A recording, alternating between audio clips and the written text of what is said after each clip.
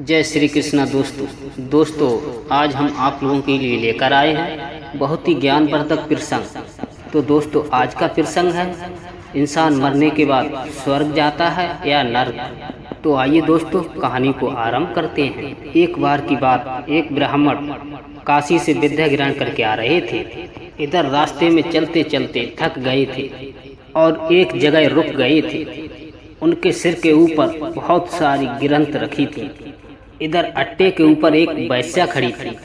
पंडित जी उसी अट्टे के नीचे खड़े थे।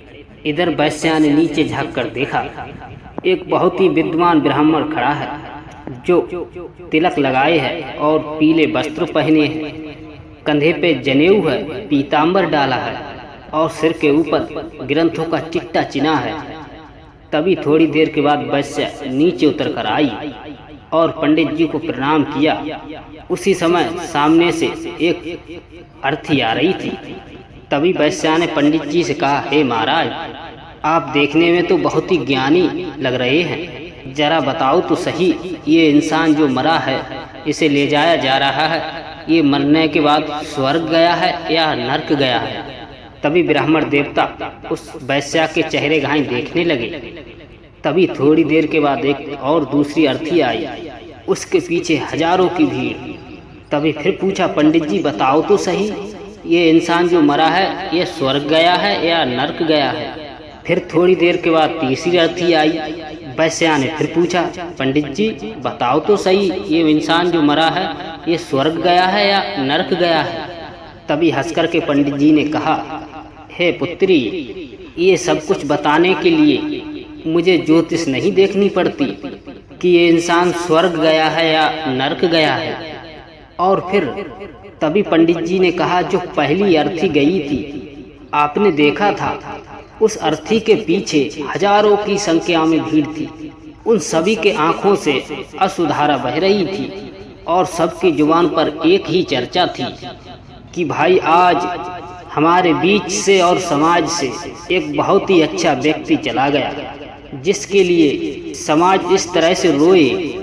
हे देवी, मुझे क्षमा करना, वो सीधे भगवान के द्वार गया है।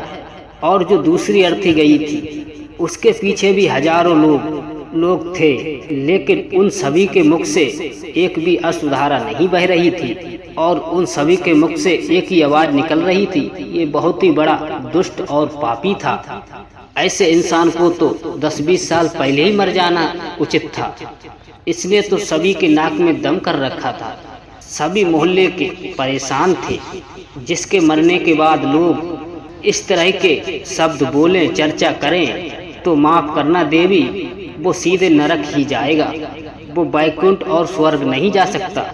मैंने पहले भी निवेदन किया, हम सबके मरने के बाद हम सभी स्वर्ग जाएंगे या नरक जाएंगे, ये बताएंगे। हमारे जाने के बाद जो सभी समाज के लोग हैं वो बताएंगे और वो निर्णय करेंगे। कबीरा, जब तू पैदा हुआ जग हंसा और जग रोया, लेकिन अब ऐसी करनी कर चल, तू हंसे तो जग हंसे। तो दोस्तों, ये कैसी लगी हमारी आज की कहानी, हमें कमेंट बॉक्स में अवश्य बताएं और हम ऐसी ही नई नई ज्ञानवर्धक कहानियाँ लाते रहते हैं। तो हमारे चैनल दर्पण ज्ञान यूट्यूब चैनल को अवश्य सब्सक्राइब करें। जय श्री कृष्णा, राधे राधे।